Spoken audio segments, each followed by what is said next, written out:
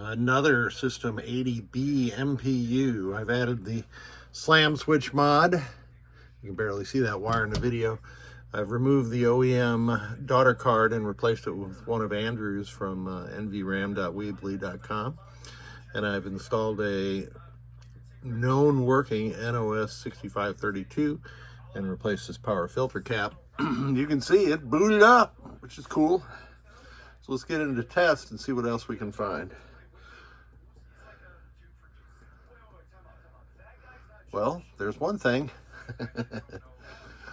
I got into test mode and it stopped, so I can't advance the test any.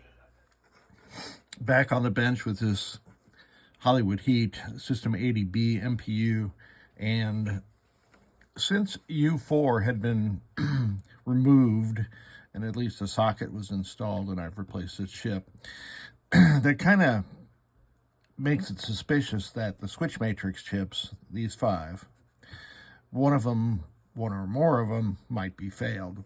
It would be unusual for U4 to fail without one of these switch matrix chips failing. So the way we test for failure is I have my meter in diode checked, and I have my red probe on the ground connection for this 7400 chip.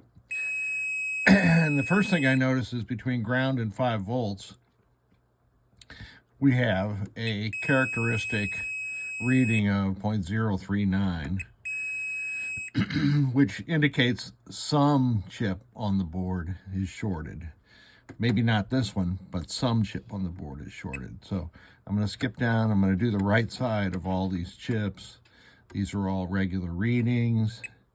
See, this one's going to show the same thing. Sorry, coffee is stuck in my throat this morning. And we'll go through all these. I do the right side just for convenience. It's just easier to rake these chips. Like, do all the right side and then all the left side, but your mileage may vary. So now I'm going to do the left side. This one's the 7432. This is responsible for when you power on routing signals from the dip switches to be read. Pin 3 is shorted, and pin 4 is open on Z11. 5 is shorted, 6 is shorted on Z11. Of course, this would indicate shorted because I'm measuring between the lower left pin on each chip anyway. So let's see what else we can find. That's normal. So it looks like Z11 is the main problem. 3 is shorted, 4 is open, 5 and 6 are shorted. So let's see if that's what we should be seeing. Z11. It's nice to have a computer right on your bench. Z11.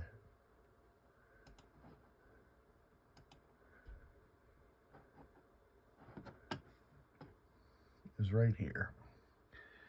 So what did I say? 3, 4, 5, and 6 are a problem. 3 is the input inverted to 4. So it's the 11 to 7404, which is a hex inverter, which means it has 6 inverter gates on it. 3 and 4 and 5 and 6 should be nothing but inverters. So this chip is definitely bad. I'm just going to pull this out, get a socket in it, and put a new one in. And it helps to add solder to each leg of the chip you're removing, especially on these Gottlieb boards where you can see there's very little solder, and I'll be darned if they didn't bend the legs of each of the chips inward. So you got to kind of hook the tip of each of these legs with your desoldering device and get that leg straightened out, or it's going to be very difficult to get those out. Chip's been cleanly removed, and a nice new dual wipe socket is standing by for installation. I always use dual wipe sockets for chips Unless it's a situation like for this daughter card, which has machine pins, it likes to mate to a machine pin socket, so I will use a machine pin socket in those applications. So let's test with my Chinese chip tester this 7404. And it does in fact say error, so this thing is good at testing a chip bad. It cannot unambiguously test a chip as good, if that makes sense to you. Well, I am back on the bench after I've cleanly replaced this 7404, and it looks like we're good to go. So I'm going to walk you through the tests. Here's a display test. I've advanced it already. And memory test. It's going to come up with a different prom checksum because I still have the Hollywood Heat proms in the game. So 1D, I forgot what the RoboWar ones is. Lamp test, as I've mentioned many times before, systematic lamp test sucks.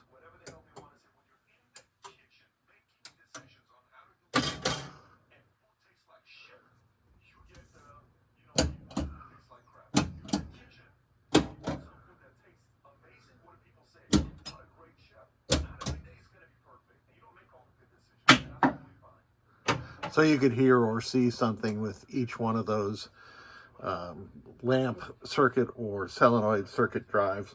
There were a couple of them which were lamps on the play field that I could see, you probably couldn't see. So let's do the switch matrix test. I'm going to go across the diagonal of the switch matrix. It's amazing how hard this is to do while not focusing on the switches. And 77. So the switch matrix is now completely operational.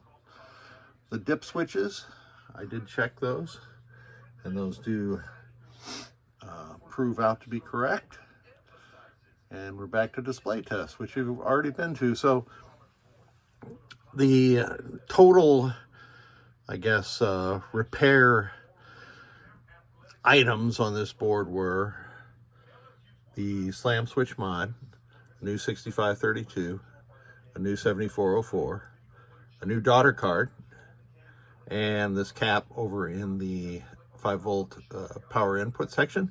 And I did add this coin cell battery holder and a 1N4004 diode on the back, as we have described in the pin wiki. So you can put a CR2032 in there and you'll be good to go. Also, I don't recommend ever connecting the reset board, which connects here, to any System 80 game. So when you take that off, you don't have to, but Gottlieb had installed a 3K pull-up resistor on the read-write line, and that goes between pins 7 and 11 of that connector. So I have added one of those to the back of this board. We're good to go. Thank you so much.